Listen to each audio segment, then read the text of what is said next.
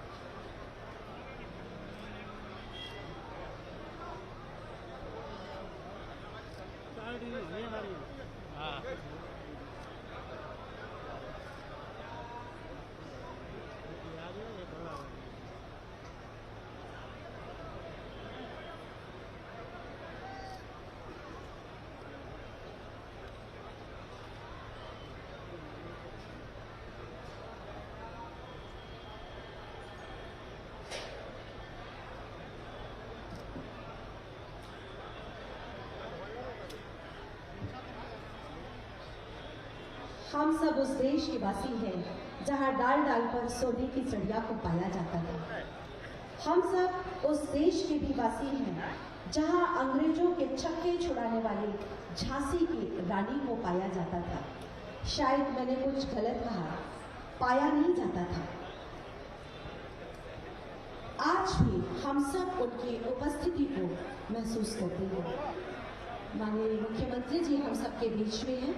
एक बार जोरदार आप सबकी करतल ध्वनि उन तक पहुंचे और जोर से हम सब बोलेंगे, भारत माता की, भारत माता की, वंदे।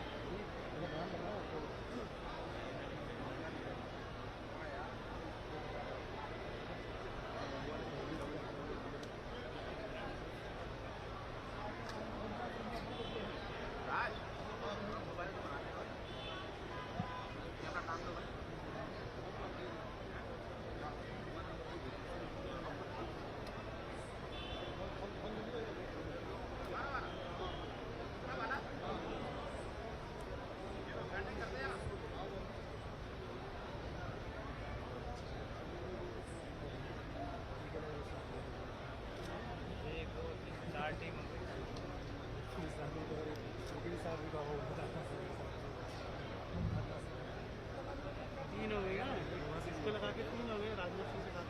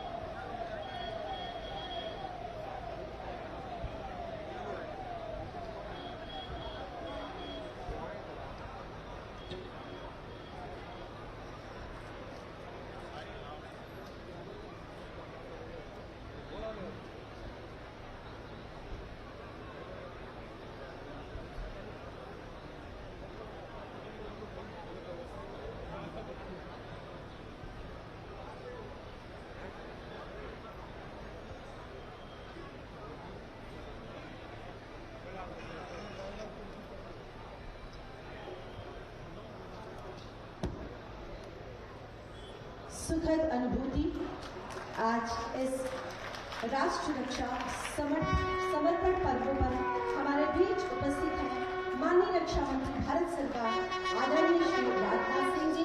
हमारे बीच इस मंच को अपना आशीर्वाद देने के लिए उत्तर प्रदेश के यशस्वी मुख्यमंत्री आदरणीय श्री योगी आदित्यनाथ जी। आप सबकी जोरदार तालियों के बीच सम्मानित मंच का मैं बहुत बहुत स्वागत करती हूँ, अभिनंदन करती हूँ, वंदन करती हूँ।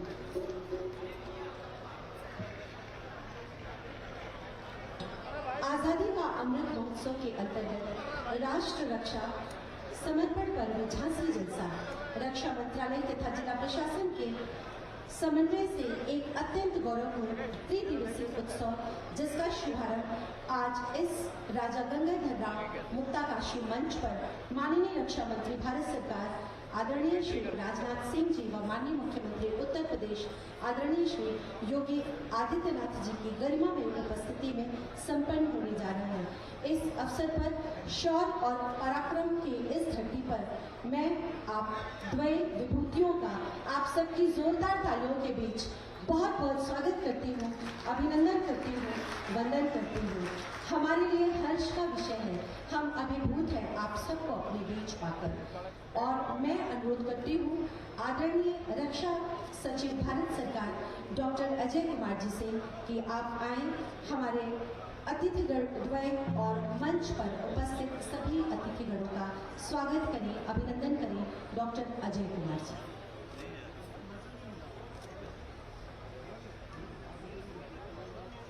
माननीय रक्षा मंत्री श्री राजनाथ सिंह जी, माननीय यूपी के मुख्यमंत्री श्री योगी आदित्यनाथ जी, माननीय minister of state government of India for MSME Shri Bhanu Pratap Verma ji, माननीय यूपी के excise and prohibition minister Shri Ramesh Agnihotri ji, माननीय minister of state government of UP for labour and employment Shri Manohar Lal Pant ji, माननीय एमपी श्री अनुराग शर्मा जी, माननीय झांसी के मेयर श्री राम तीरथ सिंघल जी, यहाँ पे उपस्थित सभी विशिष्ट अतिथिगण, मित्रों, भाइयों और बहनों, आप सभी का इस प्रोग्राम में झांसी जलसे में जो भारत का रक्षा मंत्रालय और उत्तर प्रदेश सरकार मिलके मना रहे हैं उसमें हार्दिक स्वागत है। मैं अपने आप को गौरवान्वित समझता हूं कि मैं झांसी की पावन भूमि पे जहाँ पे आते साथ ही रानी लक्ष्मीबाई के वीरता की, साहस की, सूझबूझ की, देशभक्ति की भावना हमें और ज्यादा प्रेरित करती है। उस भूमि पे आके इस फंक्शन के इस ऐतिहासिक क्षण में आप सभी को स्वागत करने में मुझे अत्यंत गर्व हो रहा है। भारत रक्षा मंत्रालय ने पिछले कुछ महीनों में देश की रक्षा को सुदृढ़ करने के लिए कई नए पहल किए हैं, कई नए कदम उठाए हैं।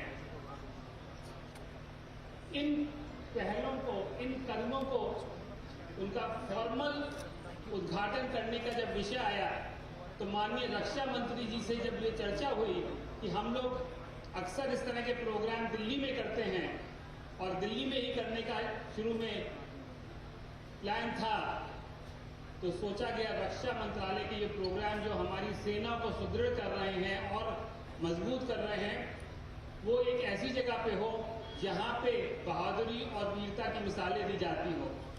और उसके लिए झांसी से कोई अच्छी जगह नहीं मिली और माननीय रक्षा मंत्री जी के निर्देश पे ये प्रोग्राम यहाँ पे लाया गया। भाइयों और बहनों, मैं एक और बात कहना चाहता हूँ। 2018 में भारत सरकार ने 2 डिफेंस कॉरिडोर की घोषणा की थी, एक तमिलनाडु में और एक उत्तर प्रदेश में। और उस समय तमिलनाडु जो कि उद्यमों के मामले में बहुत आगे है, प्रतीक्षा की जा रही थी कि वो डिफेंस कॉरिडोर बहुत तेजी से आगे बढ़ेगा। लेकिन पिछले 3 सालों में यूपी डिफेंस कॉरिडोर ने जिस तरह से तरक्की की है, जिस तरह से निवेशकों को यहाँ पे आकर्षित किया है, कि आज मुझे कहने में कोई शंका नहीं कि यूपी का डिफेंस कॉरिडोर बहुत विजय की तरफ अग्रसर हो रहा है। और उसमें से आप लोगों को मालूम है, एक नोड कहीं और नहीं, झांसी में है। और ये जो प्रोग्राम आज जो यहाँ पे विशिष्ट अतिथियों के साथ शुरू हो रहा है, उसका जो क्लोजिंग ग्रैंड फिनाले है, उसमें माननीय प्रधानमंत्री जी रहेंगे। और उस अवसर पे झांसी डिफेंस कॉरिडोर की नोड का पहले प्रोजेक्ट का शिलान्यास 400 करोड़ की निवेश के साथ एक प्रोजेक्ट का शिलान्यास भी होगा, जिससे झांसी भारत के डिफेंस इंडस्ट्री के मैप में हमेशा के लिए अंकित हो जाएगा। इससे इस अवसर पर इन्हीं बहुत सारी कारणों के कारण आज हम लोग झांसी में 3 दिन से के जलसे के साथ आपके सामने उपस्थित हुए हैं। इस जलसे में तरह तरह के प्रोग्राम हैं। कुल 6 वेन्यू पे अलग अलग प्रोग्राम लगातार चल रहे हैं। 26 के लगभग आइटम हैं, जिसमें सेना के कुछ आइटम हैं, कला रंग के कुछ आइटम हैं, कवि सम्मेलन है, हिस्टोरिकल कुछ आइटम हैं, अलग अलग तरह के आइटम हैं, जो मैं चाहूँगा कि यहाँ के सभी लोग उसका आनंद उठाएं। ये हमारी आपसे अपेक्षा है। इस अवसर पर रक्षा मंत्री जी जो हमारे बीच हैं, जो हमारे रक्षा के सभी कार्यों में हमारे मार्गदर्शन करते हैं, नेतृत्व जिनका हमें हमेशा प्राप्त होता है, और जो रक्षा मंत्रालय में बड़े बदलाव पिछले कुछ वर्षों में आए हैं, जिसके वो सारथी हैं, वो आज हमारे बीच हैं। मैं अपनी तरफ से, रक्षा मंत्रालय की तरफ से, यूपी सरकार की तरफ से माननीय रक्षा मंत्री जी का यहाँ पर हार्दिक स्वागत करता हूँ। यूपी के माननीय मुख्यमंत्री जी यहाँ पे उपस्थित हैं। मैं सबसे पहले उनकी जो ग्रेशियस प्रेजेंस है, जो उनकी विद्यावान दृष्टि है, उसके लिए उनका धन्यवाद देता हूँ। और उन्होंने जिस तरह का सपोर्ट रक्षा मंत्रालय के सभी प्रोग्राम में दिया। लखनऊ में 2020 में डेफ एक्सपो हुआ था। डेफ एक्सपो शायद आज तक भारत की हिस्ट्री का सबसे बड़ा और सबसे विजयी डेफ एक्सपो लखनऊ में हुआ, जिसमें यूपी के मुख्यमंत्री साहब का बहुत बड़ा सपोर्ट हमें मिला था। आज वो हमारे इस झांसी जलसे के प्रोग्राम में उपस्थित हुए हैं, जिसके लिए मैं उनको हृदय से धन्यवाद देता हूं और उनका इस मंच पर स्वागत करता हूं। यहाँ पे उपस्थित Shri Bhanu Pratap Verma ji, union minister of state for MSME, Shri Ramesh Agnihotri ji, minister of excise and prohibition, government of UP, Manohar Lal Pant, minister of state labour and employment, Shri Anurag Sharma ji जो यहाँ के MP भी हैं और यहाँ पे जिनके प्रयासों से बहुत सारे विकास के कार्य यहाँ पे शुरू हुए हैं और चल रहे हैं, श्री राम तीरथ सिंघल जी, नगर के मेयर, यहाँ पे उपस्थित जनप्रतिनिधिगण जो यहाँ पे MLAs, जिला पंचायत अध्यक्ष और बहुत सारे रिप्रेजेंटेटिव्स और बाकी सभी अतिथियों का मैं फिर से पुनः एक बार स्वागत करते हुए अपने वाक्य समाप्त करता हूँ। धन्यवाद। जय हिंद। बहुत बहुत धन्यवाद सर। और अब मैं अनुरोध करती हूँ माननीय रक्षा मंत्री जी से और माननीय मुख्यमंत्री जी से कि सर दीप प्रज्वलन करके अग्निदेव से इस कार्यक्रम की सफलता का आशीर्वाद मांगे।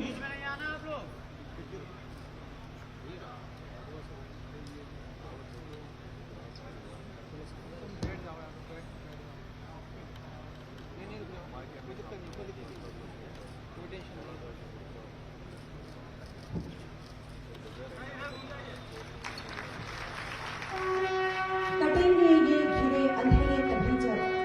मनुज स्वयं दीपकार उठर आए, जलाओ दिए पर रहे ध्यान बिना, अंधेरा धरा पर कहीं रह न जाए, अंधेरा धरा पर कहीं रह न जाए।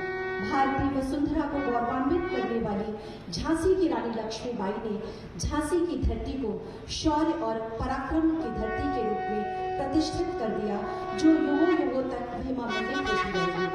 1857 की क्रांति की ज्वाला और रानी ने इसे स्वर्ण अवसर माना और अंग्रेजों के छक्के छुड़ा दिए और अंतिम सांस तक अपनी वीरता का परिचय देते हुए वीर गति को प्राप्त हुई थी। हर गाथा छोड़ चले हम झांसी के मैदानों में, जहां खड़ी है लक्ष्मीबाई मर्द बनी मर्दानों में। लेफ्टिनेंट वाकर आ पहुंचा आगे आगे जवानों में, रानी ने तलवार खींच ली, हुआ द्वंद आसमानों में। जख्मी होकर गिरा वाकर, उसे अजब हैरानी थी, बुंदे लो है बोलो के मुंह, हमने सुनी कहानी थी। खूब लड़ी मर्दानी वह तो झांसी वाली रानी थी, खूब लड़ी मर्दानी वह तो झांसी वाली रानी थी।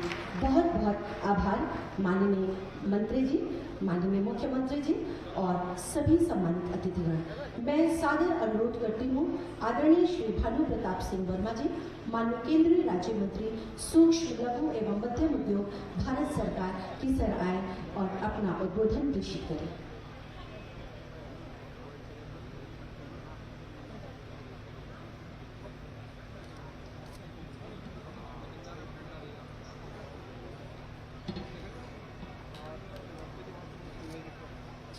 आज़ादी के 75वीं वर्षगांठ पर पूरे देश में आज़ादी का अमृत महोत्सव के में महारानी लक्ष्मीबाई के तेग और तपस्या में के जन्म दिवस पर आज राष्ट्र रक्षा समर्पण पर्व एवं झांसी में जलसा के कार्यक्रम में उपस्थित मुख्य अतिथि के रूप में हमारे केंद्रीय रक्षा मंत्री आदरणीय राजनाथ सिंह जी, प्रदेश के मुख्यमंत्री आदरणीय योगी आदित्यनाथ जी, उत्तर प्रदेश सरकार के कैबिनेट मंत्री आदरणीय रामनरेश अग्निहोत्री जी, माननीय राज्य मंत्री मन्नू कोरी जी, हमारे साथ के सांसद अनुराग शर्मा जी, झांसी के मेयर श्री रामप्रीत सिंघल जी, विधायक रवि शर्मा जी, राजीव पारिचा जी, बिहारीलाल आर जी, जवाहर राजपूत जी और यहाँ उपस्थित सभी महानुभाव, मंच पर बैठे हुए सभी सम्मानित अधिकारीगण, नौजवान दोस्तों, पत्रकार बंधु, विशेष रूप से मैं आज जो हमारा झांसी का पर्व जो मनाया जा रहा है राष्ट्र रक्षा समर्पण पर्व, उसकी बेला पर आज रक्षा मंत्री हमारे झांसी में पधारे हैं। वो जन्मभूमि पर जहां महारानी लक्ष्मीबाई ने अपने प्राणों की आहुति देकर हमारे मान को बहुत आगे बढ़ाने का काम किया है। महारानी लक्ष्मीबाई की यही वो धरती है जिस धरती पर उन्होंने अपने शौर्य के द्वारा 1857 में अंग्रेजों को खदेड़ा था और मारा था। विशेष रूप से ये वो धरती है, वीरों की धरती है, ये आला उदल की धरती है, ये मैथिली शरण गुप्त की धरती है। विशेष रूप से इस धरती पे ऐसे वीर पैदा हुए हैं जिन्होंने राष्ट्र का विश्व में अपना नाम रोशन किया है। ऐसी वीरानी लक्ष्मीबाई के चरणों में श्रद्धा सुमन अर्पित करता हूँ। और आज जो पर्व रक्षा विभाग के द्वारा किया जा रहा है उसमें हमारे रक्षा मंत्री जी को मैं अच्छी तरह से जानता हूँ, क्योंकि मैं उनके साथ विधायक रहा हूँ। विधायक के समय उन्होंने शिक्षा के क्षेत्र में वो नए आयाम गढ़े थे जिससे विद्यार्थी को नई नई शिक्षा और उन्हें अच्छी तरह से शिक्षा प्राप्त होने लगी थी। इसके बाद रक्षा के क्षेत्र में मुख्यमंत्री बने, उसके बाद रक्षा मंत्री के रूप में, गृह मंत्री के बाद रक्षा मंत्री के रूप में आज हम सबके बीच उपस्थित हैं। मैं उनका अपनी ओर से और आप सबके बुंदेलखंड वासियों की ओर से हार्दिक अभिनंदन स्वागत करता हूँ। विशेष रूप से स्वागत करता हूँ इस प्रदेश के मुख्यमंत्री योगी आदित्यनाथ जी का, क्योंकि उन्होंने 2017 में जैसे ही सरकार संभाली उसके बाद इस प्रदेश में चहुमुखी विकास प्रारंभ हो गया था। विशेष रूप से कानून व्यवस्था की तो ये स्थिति है, आज हमारी बहू बेटी रात के 12 बजे भी कहीं भी चली जाए, किसी गुंडे और बदमाश की हिम्मत नहीं है कि उनको आंख उठाकर देख सके। विकास की तो ये स्थिति है। जैसे ही 2017 की सरकार बनी और बनने के बाद जो कभी रोड नहीं बने हुए थे, खिरगांव से लेकर हमारा राष्ट्र तक का रोड 1 महीने के अंदर बनना प्रारंभ हो गया था। ऐसे मुख्यमंत्री जो हमारे बीच हैं, मैं अपनी ओर से, अपने बुंदेलखंड वासियों की ओर से माननीय रक्षा मंत्री जी का और माननीय योगी आदित्यनाथ जी का सिर झुकाकर हार्दिक अभिनंदन करता हूं, स्वागत करता हूं। जय हिंद, जय भारत, वंदे मातरम। बहुत बहुत धन्यवाद माननीय मंत्री जी। और अब मैं सांस्कृतिक मंच पर उपस्थित अपने राई नृत्य के कलाकारों से अनुरोध करती हूँ उनके नृत्य की प्रस्तुति के लिए। भाग्य की परंपराओं का प्रतीक बुंदेलखंड और इसका ये प्रसिद्ध राई नृत्य जो किसी भी उत्सव के समय महिला और पुरुष को खुशीपूर्वक मिलकर गाते हैं। घुंघरू की थाप, मृदंग की थाप, इन सब के बीच आइए देखते हैं ये राई नृत्य।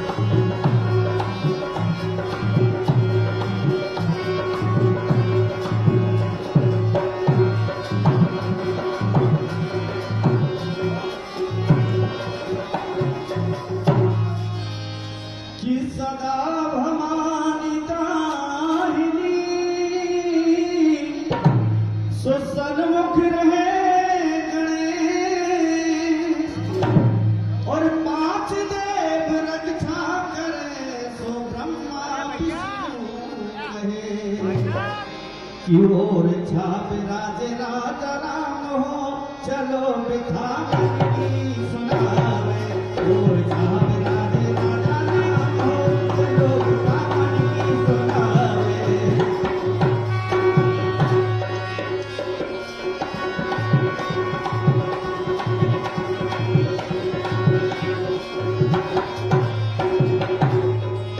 तिरंगा भारत की शान, तिरंगा भारत की शान, तिरंगा भारत की शान।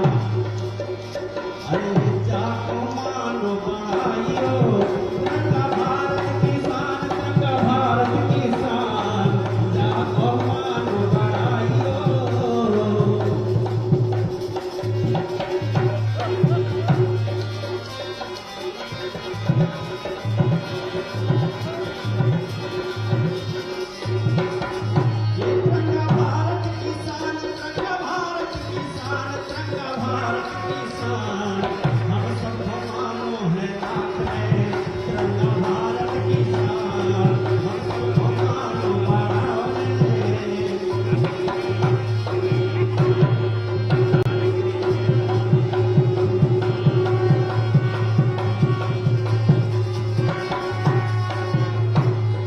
स्वागत 100 बार तुम्हारो,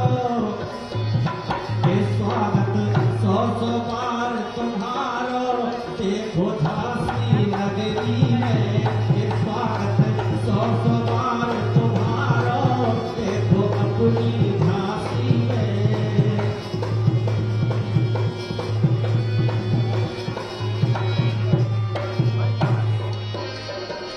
खंड खंड बुंदेलखंड में, खंड खंड बुंदेलखंड में पड़ गई मर्दन को भारी। भाई साहब झांसी बारी, हाँ लक्ष्मी बाई झांसी बारी।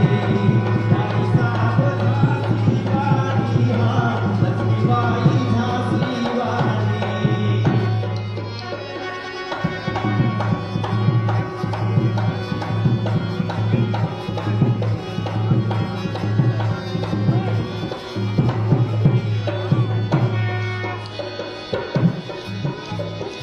जिनको फिरोदनो नासानी, भीतर काली आग भवानी।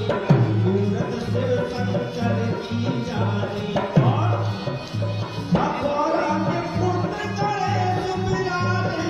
गौरा के पुत्र गणेश विराजे। भैरवों की मूरत है प्यारी। भाई साहब झांसी बारी, हाँ लक्ष्मी बाई झांसी बारी।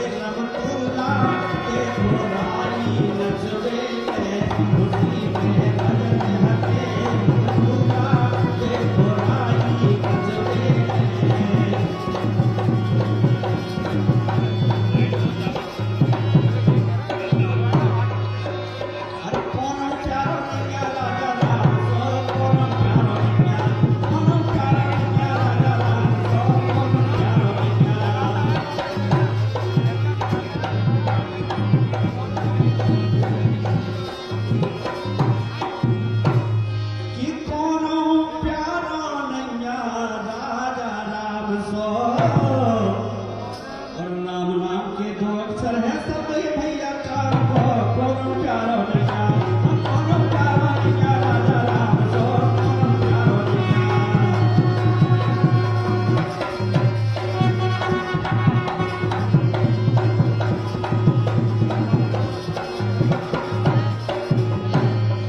ये हो गौराई नाच हो गौराई नाच ये हो गौराई नाच हो गौराई नाच हो गौराई नाच चलो तो आओ चले चलिए ये हो गौराई नाच चलो तो आओ चले चलिए हो गौराई नाच चलो तो आओ चले चलिए ये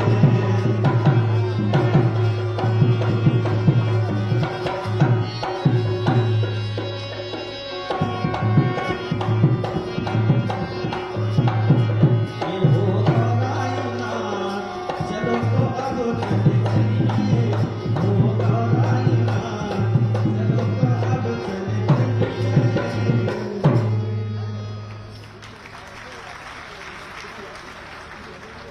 ये थी राधा प्रजापति और उनके साथी। वीरता की इस धरती पर अगर कहूँ तो गलत ना होगा, सच्चे वीर की कथा प्रदेश के विकास को समर्पित हमारे यशस्वी माननीय मुख्यमंत्री जी। मैं उनसे अनुरोध करूंगी कि आज इस झांसी जलसे के पावन अवसर पर अपना उद्बोधन प्रेषित करें, हम सबको अपना आशीर्वाद दें। माननीय मुख्यमंत्री जी श्री योगी आदित्यनाथ जी।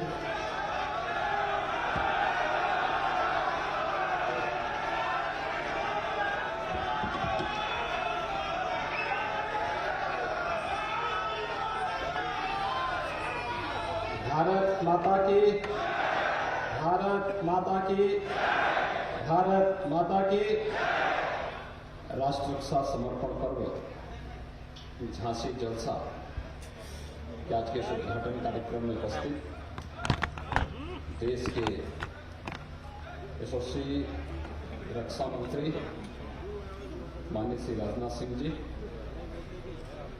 केंद्रीय सूक्ष्म लघु मध्यम उद्यम विभाग के राज्य मंत्री श्री भानु प्रताप वर्मा जी,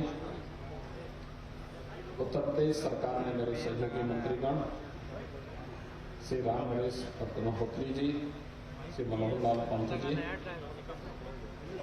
माननीय सांसद श्री अनुराग शर्मा जी, रक्षा सचिव डॉक्टर अजय कुमार जी, महापौर झांसी श्री राम तीर्थ सिंगल जी, माननीय विधायकगण, रक्षा मंत्रालय, प्रदेश शासन और यहाँ के स्थानीय प्रशासन से जुड़े हुए सभी अधिकारीगण, आगंतुक सभी उपस्थित महानुभाव, सभी रंगकर्मीगण और उपस्थित भाइयों बहनों, मैं राष्ट्र रक्षा समर्पण पर्व झांसी जलसा के लिए माननीय रक्षा मंत्री जी को, रक्षा मंत्रालय से जुड़े हुए सभी अधिकारियों को हृदय से धन्यवाद देता हूं और इस अवसर पर इस 3 दिवसीय आयोजन का उद्घाटन करने के लिए स्वयं माननीय रक्षा मंत्री जी इस झांसी की धरती पर पधारे हैं। मैं उनका प्रदेश शासन की ओर से हृदय से स्वागत और अभिनंदन भी करता हूं। भाइयों बहनों, हम सब जानते हैं झांसी की जब चर्चा होती है तो भारत के शौर्य, पराक्रम, वीर और वीरांगनाओं की धरती के रूप में झांसी को एक पहचान मिलती है। यह वर्ष झांसी की रानी लक्ष्मीबाई का 193वां जन्मदिन का है और इस आयोजन को देश के अमृत महोत्सव कार्यक्रम के साथ जोड़ करके और भी अच्छे तरीके से प्रस्तुत करने का जो प्रयास हुआ है और रक्षा मंत्रालय और राज्य शासन ने मिलकर के इस कार्यक्रम को आम जन के साथ जोड़ने का जो प्रयास किया है, हर नागरिक के मन में राष्ट्र के प्रति समर्पण का भाव पैदा हो, राष्ट्रभक्ति का भाव हम सबके मन में पैदा हो और हर भारतीय का एक दायित्व बने कि राष्ट्र रक्षा हम सबका मूल धर्म है। राष्ट्र धर्म ही हमारा धर्म है। इस धर्म का अनुपालन करके ही हम न केवल अपने वर्तमान को बल्कि आने वाले भविष्य को सुरक्षित रख सकते हैं। इस भाव के साथ यह आयोजन यहाँ पर हो रहा है, एक अभिनंदनीय और सराहनीय प्रयास है। मैं इसके लिए रक्षा मंत्रालय का हृदय से धन्यवाद देता हूँ। भाइयों बहनों, हम सब जानते हैं 1857 की प्रथम स्वातंत्र समर में इस झांसी ने विदेशी हुकूमत की चोलें हिलाने का काम किया था। रानी लक्ष्मीबाई जी के नेतृत्व में इस देश की स्वाधीनता के लिए उस समय जिस प्रकार का अभियान चलाया गया था, आज भी भारत के इतिहास में वह स्वर्णाक्षरों में जाना जाता था। और यहाँ की लोक कथाओं में, काव्यों में किस वीरता के साथ, किस ओजपूर्ण तरीके के साथ झांसी के ओज और तेज को प्रस्तुत किया गया है। खूब लड़ी मर्दानी वह तो झांसी वाली रानी थी। कौन ऐसा भारतीय है जो इन पंक्तियों को कभी विस्मृत कर सकता हो। हर एक के जवान में आता है। और रानी लक्ष्मीबाई का यह अमृत वाक्य कि मैं अपनी झांसी हरगिज नहीं दूंगी, यह भाव हर एक भारतीय के मन को मातृभूमि के प्रति समर्पण का भाव हम सबके मन में पैदा करने का एक नया उत्साह, नया उमंग हमें पैदा करता है। 3 दिनों तक चलने वाला यह कार्यक्रम न केवल राष्ट्र रक्षा के प्रति समर्पण का भाव रक्षा सेनाओं के द्वारा, यहां पर उनके द्वारा देश की सेनाओं की सीमाओं की सुरक्षा करने के लिए क्या क्या कार्यक्रम चल रहे हैं, इसका तो प्रदर्शन होने ही जा रहा है। लेकिन साथ साथ यहाँ के रंगकर्मियों को, समाज के विभिन्न तबकों को जोड़ करके जन सहभागिता के माध्यम से इस कार्यक्रम को एक नई ऊंचाइयों तक पहुंचाने और कार्यक्रम के समारोह पर देश के यशस्वी प्रधानमंत्री जी का मार्गदर्शन झांसी वासियों को और बुंदेलखंड वासियों को प्राप्त हो रहा है। यह बुंदेलखंड वासियों के लिए एक अभिनव कार्यक्रम होगा, क्योंकि 2019 के बाद प्रधानमंत्री जी 2019 फरवरी में यहां पर आए थे और 19 के बाद यह कार्यक्रम झांसी की धरती पर राष्ट्र रक्षा मंत्रालय के द्वारा आयोजित है। आज बुंदेलखंड विकास के एक नए उमंग के साथ आगे बढ़ रहा है। जैसे यहां पर राष्ट्र हमारे देश के रक्षा सचिव जी ने यहां पे कहा कि बुंदेलखंड में डिफेंस कॉरिडोर का निर्माण भी हो रहा है। उसके 2 नोड हैं, एक झांसी और एक चित्रकूट में, दोनों बुंदेलखंड में है। बाकी 4 प्रदेश के अन्य स्थलों पर है। बुंदेलखंड नोड में पहली महत्वपूर्ण इकाई की स्थापना होगी। प्रधानमंत्री जी के कर कमलों से उस कार्यक्रम का यहां पर उस दिन भूमि पूजन का कार्यक्रम भी संपन्न होगा। लेकिन साथ साथ बुंदेलखंड, यहां के बारे में जो कहा जाता था ये सूखा है, यहां पर पलायन होता है, लेकिन आज हम कह सकते हैं बुंदेलखंड में आज चल रही सिंचाई की परियोजनाएं जिस तेजी के साथ यहां पर कार्य प्रारंभ हुआ है वह हम सब के सामने एक उदाहरण है। और आज मैं विश्वास के साथ कह सकता हूं कि झांसी ही नहीं बल्कि बुंदेलखंड के अंदर न केवल बुंदेलखंड एक्सप्रेसवे के माध्यम से हम बुंदेलखंड की जीवन रेखा को इसके साथ जोड़ने का कार्य कर रहे हैं और तेजी के साथ बुंदेलखंड एक्सप्रेसवे के निर्माण के कार्यक्रम को हम तेजी से आगे बढ़ा रहे हैं, बल्कि बुंदेलखंड के अंदर अब अनेक वह कार्यक्रम भी हो रहे हैं। ललितपुर में हम लोग एक नया मेडिकल कॉलेज बनाने जा रहे हैं। विगत वर्ष ही प्रधानमंत्री जी ने केंद्रीय एग्रीकल्चर यूनिवर्सिटी का भी यहां पर एक सेंट्रल एग्रीकल्चर यूनिवर्सिटी का यहां पर उद्घाटन भी किया था।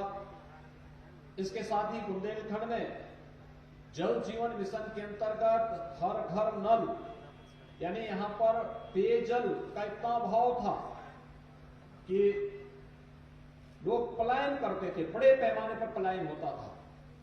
लेकिन हमारा प्रयास है केंद्र और प्रदेश सरकार मिलकर के बुंदेलखंड के हर गांव में मार्च 2022 तक शुद्ध पेयजल हर घर तक पहुंचाने के संकल्प को आगे बढ़ाने में पूरी तरह सफल हुआ है।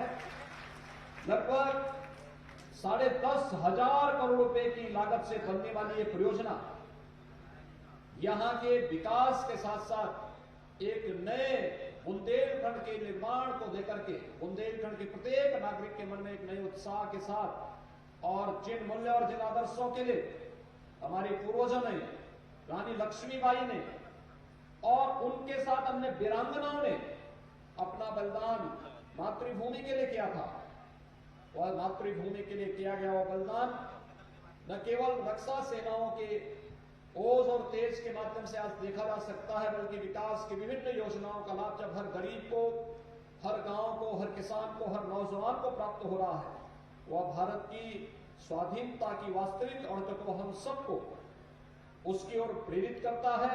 आज के इस अवसर पर राष्ट्र रक्षा के समर्पण पर्व के अवसर पर मैं संपूर्ण झांसी वासियों को हृदय से बधाई देता हूं। रानी लक्ष्मीबाई के त्याग और बलिदान की प्रेरणा सदैव हम सबको राष्ट्र रक्षा के प्रति समर्पित करने का भाव पैदा करती रहेगी। इस विश्वास के साथ मैं एक बार फिर से रक्षा मंत्रालय को इस कार्यक्रम के लिए हृदय से धन्यवाद देते हुए माननीय रक्षा मंत्री जी आज स्वयं यहाँ पर पधारे हैं, मैं उनका हृदय से स्वागत और अभिनंदन करता हूँ। धन्यवाद। जय हिंद। बहुत बहुत धन्यवाद माननीय मुख्यमंत्री जी। शत्रु की साजिश के सम्मुख जिनका स्वाभिमान तना, जिनका रक्त गिरा धरती पर गिरकर हिंदुस्तान बना, जिन्होंने जीवन छोटा माना देश महान है, उन्हीं के दम पर खड़ा हुआ ये अपना हिंदुस्तान है। उन्हीं विभूतियों में से एक हमारे माननीय रक्षा मंत्री जी आज हमारे बीच हैं। मैं संपूर्ण झांसी की तरफ से आपसे अनुरोध करती हूँ कि आज इस अवसर पर हम सबको इस कार्यक्रम को अपना आशीर्वाद दें। जोरदार तालियों से आपका पुनः स्वागत और अभिवादन। उत्तर प्रदेश के यशस्वी एवं कर्मयोगी मुख्यमंत्री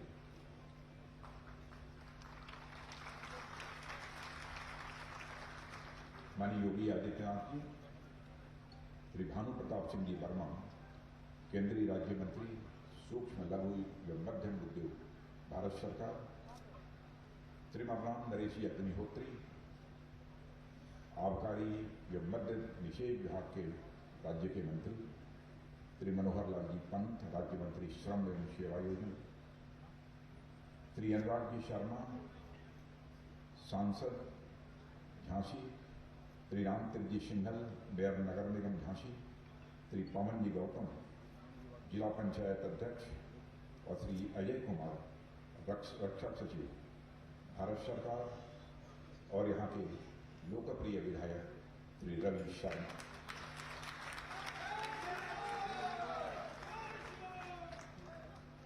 उत्तर प्रदेश सरकार एवं रक्षा मंत्रालय के सभी अधिकारीगण,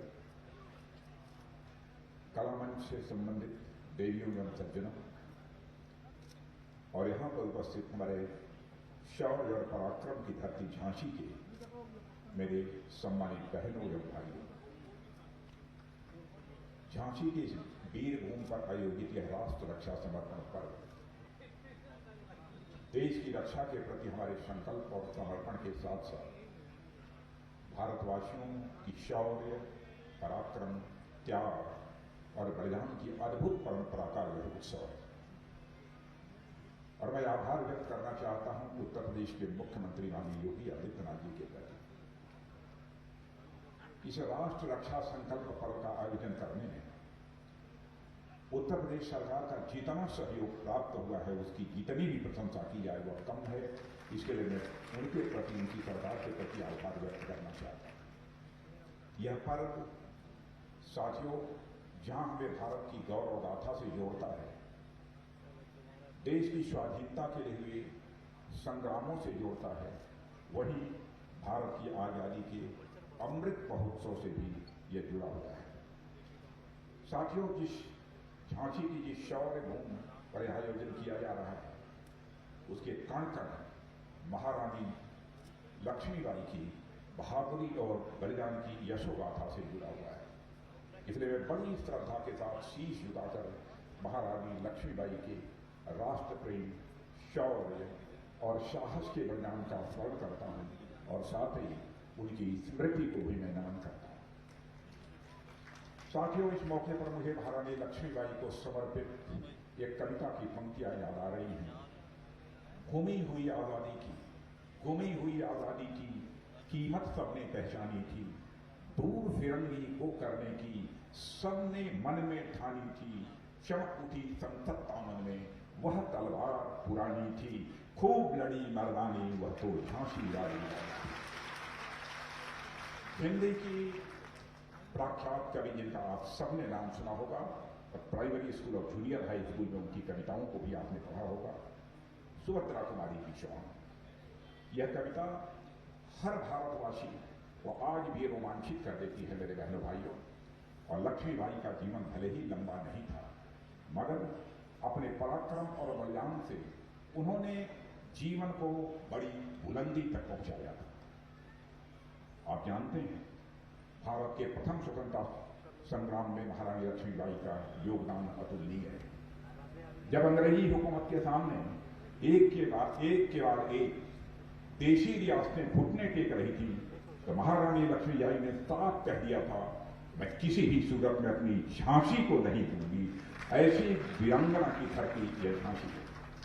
और यह बात भारतीय स्वाधीनता संग्राम का वह घोष वाक्य है जिसने आने वाले स्वतंत्रता सेनानियों को स्वराज और स्वाधीनता के लिए संघर्ष करने के लिए मेरे बहनों भाइयों प्रेरणा दी थी और उनके अंदर जज्बा पैदा किया था। और मैं यह भी कहना चाहूंगा कि महारानी लक्ष्मीबाई ने बड़ी कम उम्र में अपनों को खोया। बड़ी कम उम्र में महारानी लक्ष्मीबाई ने अपने अपनों को खोया, बच्चों को खोया और यहां तक कि अपना राजपाट भी खोया, मगर उन्होंने भारत के मान सम्मान और स्वाभिमान को कभी नहीं खोया। वह है हमारी रानी लक्ष्मीबाई और यह भावना उनमें कूद कूद कर भरी थी जो उन्हें शौर्य और शिखर पर स्थापित कर देती है। साथियों, रानी लक्ष्मीबाई की वीरता ने नारी शक्ति को एक नया आयाम दिया है। उन्होंने नारी शक्ति को पुनः जागृत किया था। नारी में असीम शक्ति होने की भावना और विश्वास का संचार किया था महारानी लक्ष्मीबाई। और महारानी लक्ष्मीबाई के लिए उनका एक महिला होना रणभूमि में कभी बाधा नहीं बना था। नारी के अबला होने के विचार को हमारे समाज में बहुत लोग मान्यता दे रहे हैं, मगर उन्हें महारानी लक्ष्मीबाई, अवंतीबाई, झलकारी बाई जैसी वीरांगनाओं के शौर्य और पराक्रम को देखना चाहिए, जिन्होंने रणभूमि में बहादुरी का बेमिसाल परिचय दिया। उन्होंने साबित किया है कि महिलाएं अवसर मिलने पर रक्षा और सुरक्षा के मामले में बहुत प्रभावी भूमिका निभा सकती हैं। यह करके उन्होंने दिखाया है। और साथियों, आज जब हम नेताजी सुभाष चंद्र बोस ने आजाद हिंद फौज का गठन किया था, उसकी याद दिलाना चाहता हूं, तो उन्होंने भी 1942 में एक रानी लक्ष्मीबाई रेजिमेंट भी बनाया था। नेताजी सुभाष चंद्र बोस ने बनाया था। नेताजी सुभाष चंद्र बोस भी यह मानते थे कि आजादी की लड़ाई आधी आबादी की भागीदारी के बिना अधूरी है। इसीलिए उन्होंने अपनी एक बटालियन का नाम, एक रेजिमेंट का नाम रानी लक्ष्मीबाई के नाम पर रखा था। दुर्भाग्य से आजादी के बाद महिलाओं को राष्ट्र रक्षा के काम में बहुत सक्रिय भागीदारी निभाने का मौका नहीं मिला, मगर अब हालात बहुत तेजी से बदल रहे हैं। और मैं आपको बताना चाहता हूं, जब से प्रधानमंत्री से नरेंद्र मोदी जी ने शासन बागडोर संभाली है, महिलाओं की हर हमारे फोर्स में भागीदारी बढ़ रही है, चाहे आर्मी हो, चाहे एयरफोर्स हो, चाहे वह नेवी हो। और जब मैं देश का गृह मंत्री था, तो मैंने एक एडवाइजरी भी सभी राज्यों को जारी की थी कि सभी राज्यों को यह प्रयत्न करना चाहिए कि पुलिस के अंदर भी कम से कम 33% महिलाओं का प्रतिनिधित्व होना चाहिए था, होना चाहिए। यह आदेश हमने उस समय जारी किया था। पैरामिलिट्री फोर्सेज में महिलाओं का प्रतिशत हमारी इस एडवाइजरी जारी करने के बाद बढ़ा है। और मुझे खुशी है यह कहते हुए कि हिंदुस्तान के कई राज्यों में भी पुलिस फोर्स में महिलाओं का प्रतिशत तेजी के साथ बढ़ रहा है। अब सेना में भी महिलाओं के लिए हर बंद दरवाजे खोले जा रहे हैं। हमने सेना के तीनों अंगों में महिलाओं की भागीदारी मेरे बहनों भाइयों बढ़ाई है। सैनिक स्कूलों में बच्चियों का को एडमिशन भी दिया जा रहा है। अब तो पुणे में मौजूद भारत के सबसे प्रतिष्ठित सैन्य प्रशिक्षण संस्थान नेशनल एकेडमी में भी महिलाओं के लिए खोल दिया गया है। यही तो वीरांगना रानी लक्ष्मीबाई के प्रति सचमुच हमारी सच्ची श्रद्धांजलि हो। आप सबको यह जानकर हैरानी होगी, पिछले दिनों एनडीए में दाखिले के लिए देश भर से 2 लाख लड़कियों ने प्रवेश परीक्षा दी। 2 लाख से अधिक लड़कियों ने प्रवेश परीक्षा दी। साथियों, अब तो सेना में महिलाओं को परमानेंट कमीशन भी देने की व्यवस्था बन गई। लंबे समय से इस देश में महिलाएं सेना में परमानेंट कमीशन की मांग कर रही थी, लड़ रही थी। अब सेना ने फैसला किया है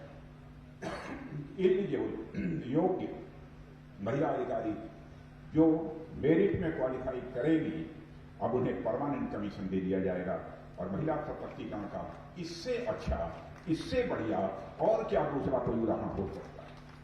साथियों, आज जो राष्ट्र रक्षा समर्पण पर्व हम मना रहे हैं, उसकी भावना, या मैं यह कहूं कि स्वतंत्रता या राष्ट्र प्रेम की भावना इस देश में सदियों से मौजूद रही है। मैं याद दिलाना चाहता हूं, वह राष्ट्र रक्षा का ही भाव था जिसने आचार्य चाणक्य को आक्रांताओं के खिलाफ चंद्रगुप्त को लड़ने के लिए तैयार किया था। वह राष्ट्र रक्षा का ही भाव था जिसने आचार्य चाणक्य को आक्रांताओं के खिलाफ लड़ने के लिए चंद्रगुप्त को तैयार किया था। वह राष्ट्र रक्षा का ही भाव था जिसने महाराणा प्रताप को मुगलों की अधीनता कभी न स्वीकार करने की प्रेरणा दी थी। और उसी राष्ट्र रक्षा के भाव ने छत्रपति महाराज शिवाजी को महाराष्ट्र के साथ साथ समग्र राष्ट्र के बारे में चिंतनशील बनाया था। इसी तरह न जाने ऐसे कितने हमारे राष्ट्र नायक है जिन्होंने देश की आजादी के लिए संघर्ष किया और अपने प्राणों तक का बलिदान देने में उन्होंने रंच मात्र भी संकोच नहीं किया। मेरे बहनों भाइयों, आज जब हम सभी यहाँ एकत्र होकर राष्ट्र रक्षा समर्पण का पर्व मना रहे हैं, तो यह पर्व हमें इसका अवसर भी देता है कि हम एक पल ठहर कर अपनी अब तक की यात्रा पर विचार करें। हम देखें कि अपनी आजादी से लेकर अब तक हमने क्या उपलब्धियां हासिल की हैं, विकास पथ पर हम कितनी दूरी तक हम आगे बढ़े हैं और अभी हमें और कितनी यात्रा तय करनी है। और हमारे पूर्वजों ने इस देश के लिए क्या किया है, उससे सीख लेते हुए अपने भविष्य की राह हमें और आपको मिलकर ही प्रशस्त करनी होगी। समय के साथ जैसे चीजें बदली हैं, विचार बदले हैं, अवधारणाएं बदली हैं, और मैं तो समझता हूं कि हमारे लिए हमारी आजादी का अर्थ भी बदला है। और किसी समय हमारी आजादी का मतलब विदेशी शासन से मुक्ति था, लेकिन उसके बाद इसका अर्थ हुआ दुनिया की सहायता से अपनी जरूरतें पूरी करना और विकास की यात्रा तय करना। यह अब सच्ची आजादी नहीं है, पर आज इसका अर्थ यह हो गया है कि हमें अपने विकास की यात्रा भी तय करनी है और अपने को पूरी तरह आत्मनिर्भर भी बनाना है। और मैं यहाँ इस सभा के माध्यम से मैं देश की जनता को यह बताना चाहता हूँ, भारत ने जैसे राजनीतिक आजादी हासिल की है, भारत अब सामरिक आजादी भी हासिल करेगा। और 1 दशक के अंदर इसी भारत के अंदर ऐसे हालात पैदा होंगे कि हमारे सेना के जवानों के लिए जो हथियार इसके पहले तक और अब तक भी काफी हथियार दुनिया के दूसरे देशों से आयात किए जाते हैं, मेरे भाइयों, आगामी 1-1.5 दशक में ऐसे हालात पैदा होंगे कि हम दुनिया के दूसरे देशों से हथियार अपने सेना के बहादुर जवानों के लिए आयात नहीं करेंगे, बल्कि भारत की धरती पर ही भारत के जवानों के हाथ वो हथियार बनाए जाएंगे। सामरिक स्वतंत्रता हम हासिल करना चाहते हैं, इसलिए हमने स्वदेशी का रास्ता अपनाया है। पूज्य बापू का यह मानना था कि आजादी का मतलब केवल राजनीतिक आजादी या कागजों पर ही शासन का हस्तांतरण नहीं है। जब तक हम पूर्ण स्वराज्य और स्वदेशी का लक्ष्य प्राप्त नहीं कर लेते, तब तक हमारी आजादी अधूरी रहेगी। स्वदेशी से उनका अर्थ आत्मनिर्भरता से ही था, मेरे बहनों भाइयों। और मुझे कहते हुए खुशी है कि सरकार के प्रयासों से हमारा देश आत्मनिर्भरता की राह पर बड़ी तेजी से आगे बढ़ चला। आगामी दिनों में जो भी कार्यक्रम होने जा रहे हैं वे आजादी के इसी बदले हुए अर्थ को हमारे सामने प्रस्तुत करने वाले हैं। और साथियों, आज भारत की गिनती विश्व के उन देशों में होती है जिन्होंने कि आजादी के बाद से लंबा सफर तय किया है। और एक समय था देश में बुनियादी सुविधाओं का सर्वथा अभाव था, देश की एक सुई भी नहीं बनती थी। हालात बदले हैं और बदल रहे हैं।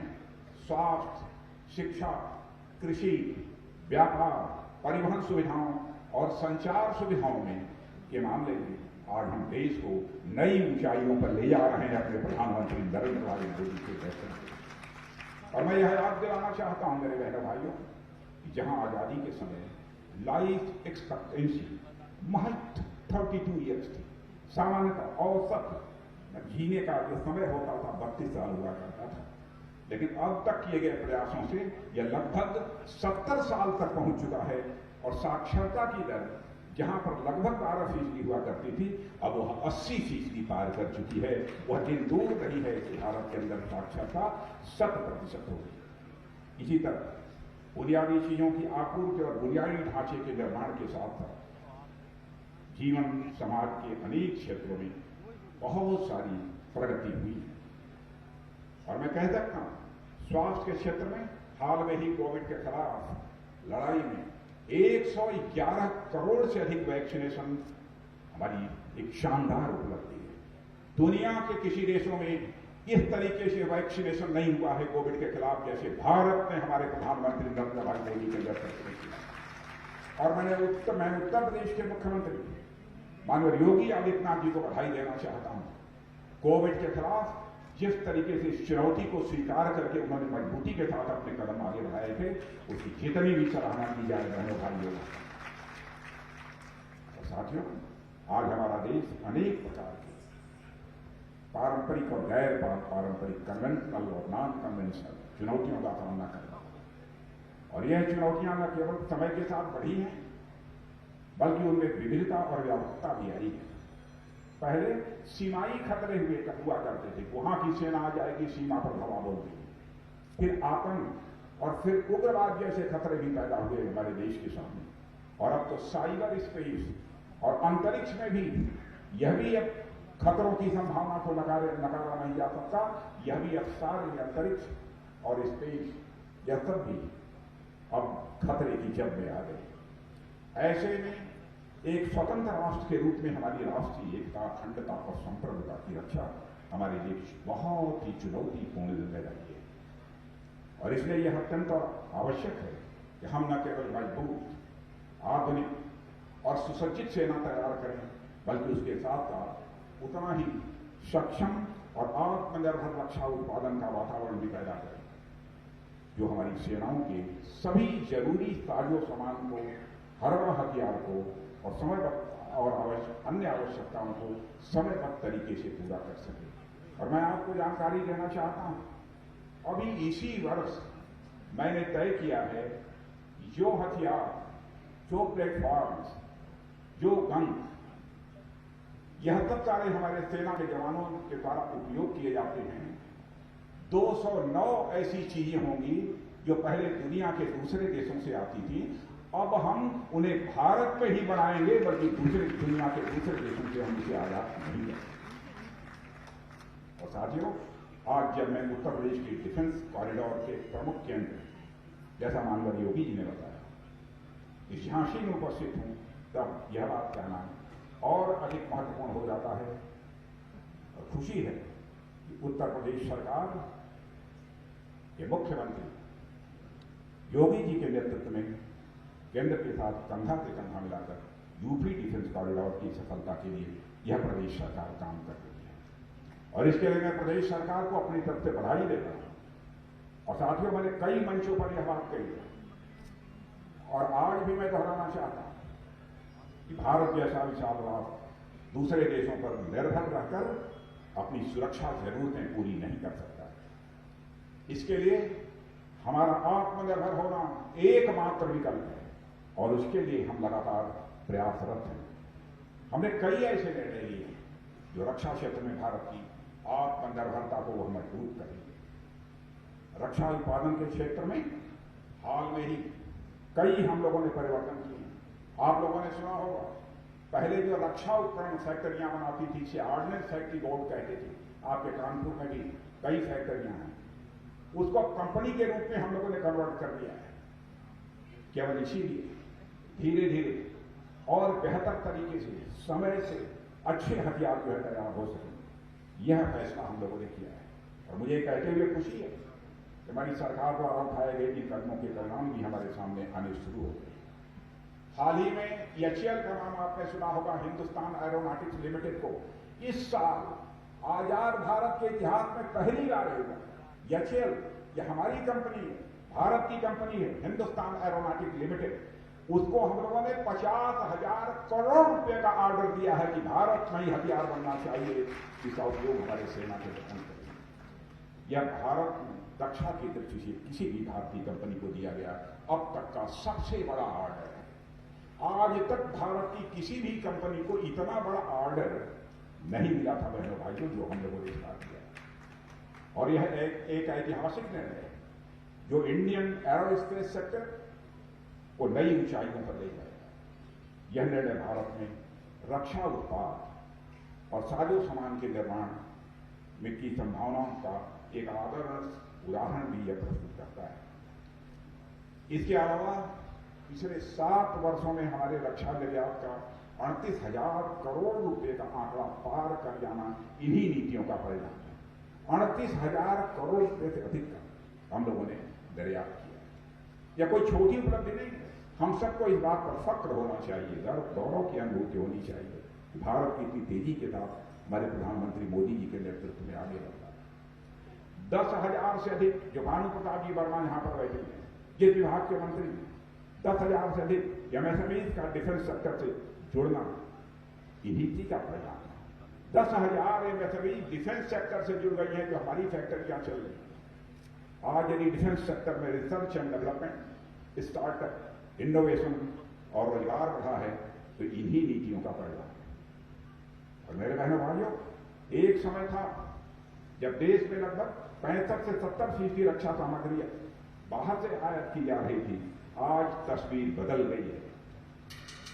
आज तस्वीर बदल गई। और बहनों भाइयों, आपको यह भी मैं जानकारी देना चाहता हूं, वो पंखा भी अपनी खुशी का इजहार कर रहा है।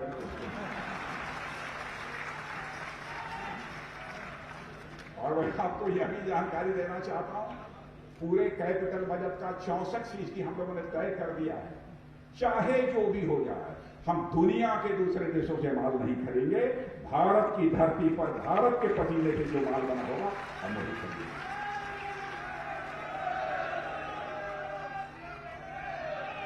बहनों भाइयों, सरकार और उद्योग जगत के साझा प्रयासों से हम न केवल मेक इन इंडिया बल्कि मेक फॉर द वर्ल्ड के लक्ष्य को हम जल्दी प्राप्त करेंगे, यह भी मैं आपको भरोसा दिलाना चाहता हूं। केवल हम भारत के लिए ही नहीं बनाएंगे, सारी दुनिया के लिए हम बनाएंगे। और इस शपथ को हम पूरा करेंगे, मैं आप सबको आश्वस्त करना चाहता हूं। मेरे इस विश्वास का सबसे बड़ा कारण है इस देश की सामूहिक संकल्प शक्ति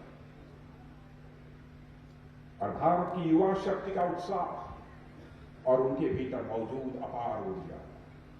आपके अंदर जो उत्साह है, अपार ऊर्जा है, उसी के परिणाम स्वरूप हमारी इस संकल्प की सिद्धि होकर रहेगी।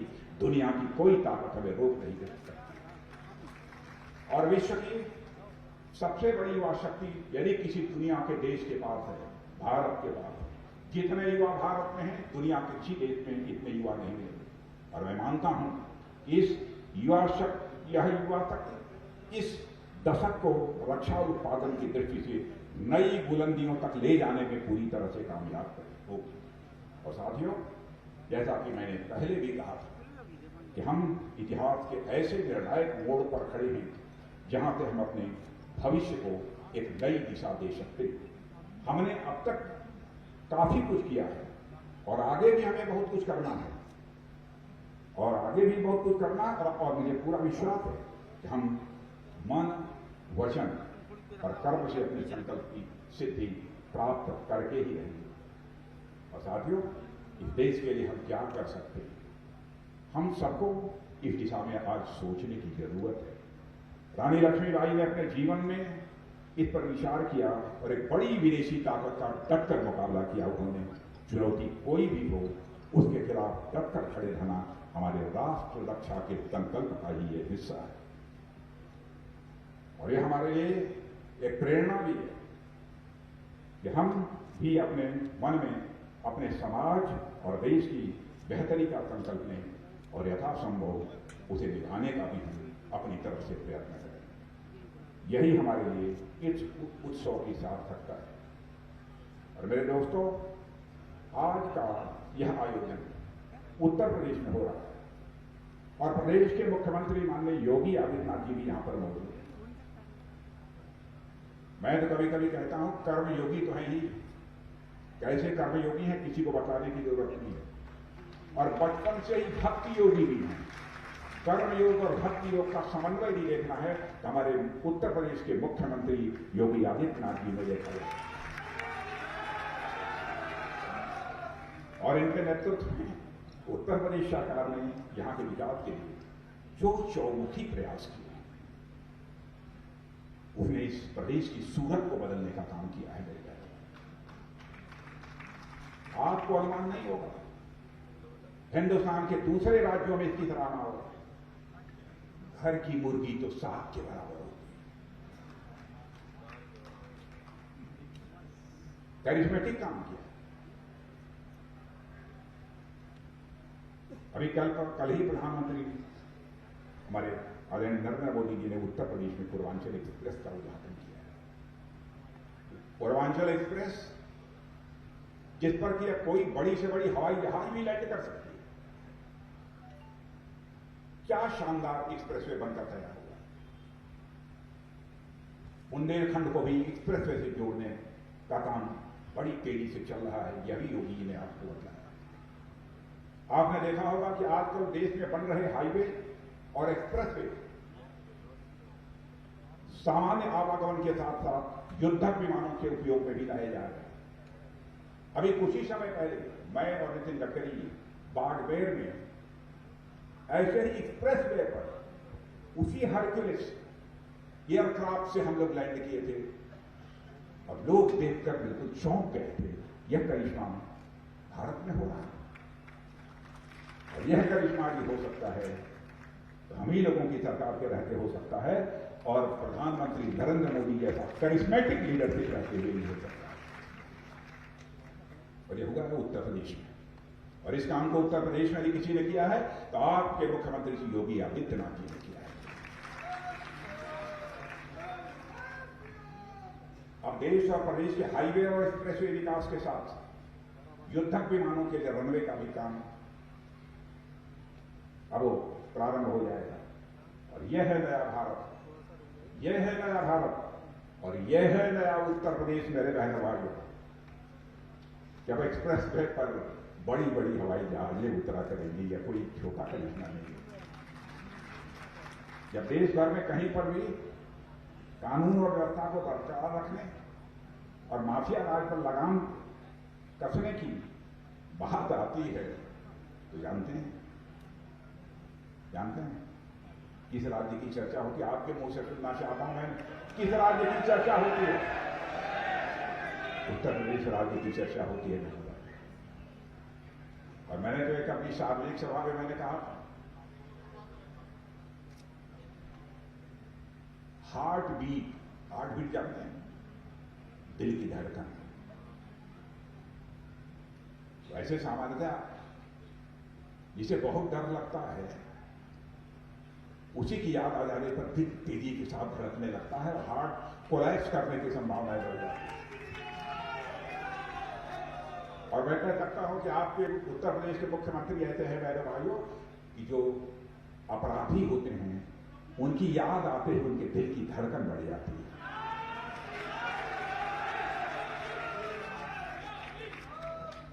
योगी शासन के में गुंडे माफिया तो बदमाशी छोड़ चुके हैं और फिर उन्हें अपने धंधे छोड़ने पर मजबूर भी होना पड़ा। ऐसे ही नहीं छोड़ा है, उत्तर प्रदेश में औद्योगिक विकास के लिए भी वे पूरी मजबूती के साथ मुख्यमंत्री जी काम कर रहे हैं। और डिफेंस कॉरिडोर के अलावा 1 डिस्ट्रिक्ट 1 प्रोडक्ट, अब कितनी आपको जानकारी है मैं नहीं कह सकता, यह भी करिश्माई काम किया है। एक जिला और एक प्रोडक्ट जैसे कार्यक्रम से उद्योगों को बढ़ावा देने का काम भी यहां उत्तर प्रदेश में हो रहा है। और मैं कह सकता हूं कि उत्तर प्रदेश में 1 डिस्ट्रिक्ट 1 प्रोडक्ट का जो यह काम हो रहा है, हिंदुस्तान के अन्य राज्यों के लिए भी एक मॉडल का वह काम कर रहा है, एक नमूना है जो हिंदुस्तान के दूसरे राज्यों के। जहां तक आबादी का सवाल है, आबादी के दृष्टि से उत्तर प्रदेश हिंदुस्तान का सबसे बड़ा राज्य और सबसे बड़ा राज्य होने के बावजूद कोविड महामारी में जिस तरीके से इन्होंने काम किया है, मैंने भाइयों मैं पुनः उत्तर प्रदेश के मुख्यमंत्री माननीय योगी आदित्यनाथ जी को अपनी तरफ से भी हार्दिक बधाई देना चाहता हूं। और इससे यह साबित हो गया दृढ़ संकल्प और जनता जनार्दन के सहयोग से किसी भी बड़े लक्ष्य को हासिल किया जा सकता है। और मैं यह मानता हूं कि आज का यह पर्व भी केंद्र और राज्य सरकार के इसी समन्वय और दृढ़ संकल्प का उदाहरण है, ऐसी मेरी मान्यता है। साथियों, इस पूरे सभा स्थल की जिस प्रकार की भव्यता है, रौनक देखकर हमको लग रहा है कि झांसी का कोना कोना जर्रा जर्रा मानो आजादी का अमृत महोत्सव पूरे जोर शोर से मना रहा है कि जो सड़कों पर भी मैंने देखा जिस प्रकार की तैयारी हो रही है। और यह पर्व इस देश की एकता, अखंडता और संप्रभुता की रक्षा के संकल्प से जुड़ा है। इसलिए इसकी सफलता सुनिश्चित करना हम सबकी जिम्मेदारी है। मैं इस आयोजन से लोगों के समस्त लोगों तथा समस्त भारतवासियों को पुनः अपनी तरफ से हार्दिक बधाई देता हूं। इस राष्ट्र रक्षा समर्पण पर्व की हार्दिक बधाई देता हूं और इस कार्यक्रम की सफलता के लिए अपनी हार्दिक शुभकामनाएं भी देता हूं। और जैसा योगी जी ने आपको बताया कि 19 तारीख को यानी परसों हमारे यशस्वी प्रधानमंत्री भारत के आदरणीय नरेंद्र मोदी जी भी आ रहे हैं, उनके द्वारा इस कार्यक्रम का समापन होगा और तरह तरह के भव्य कार्यक्रम आयोजित किए जाएंगे। इस अवसर पर इससे ज्यादा कुछ न कहते हुए और इस कार्यक्रम का आयोजन जो प्रदेश सरकार के द्वारा किया गया है उसके लिए मैं पुनः राज्य सरकार के प्रति आभार व्यक्त करता हूं और राष्ट्र रक्षा समर्पण पर्व की आप सबको पुनः बधाई देते हुए अपना निवेदन समाप्त करता हूं। आप सबको बहुत बहुत धन्यवाद। बहुत बहुत साधुवाद आपको माननीय रक्षा मंत्री जी। देश प्रेम की ज्वाला जैसे आपके अंदर है, जैसे आप समर्पित हैं, हम सब के लिए आदरणीय। एक बार जोरदार तालियों से पुनः माननीय रक्षा मंत्री जी का हम सब अभिवादन करते हैं। मैं कार्यक्रम के क्रम में आदरणीय माननीय सांसद झांसी श्री अनुराग शर्मा जी से अनुरोध करती हूँ कि कृपया आएं और सम्मानित मंच के प्रति, माननीय रक्षा मंत्री जी के प्रति, माननीय मुख्यमंत्री जी के प्रति, हमारे अन्य अतिथिगणों के प्रति आभार व्यक्त करें।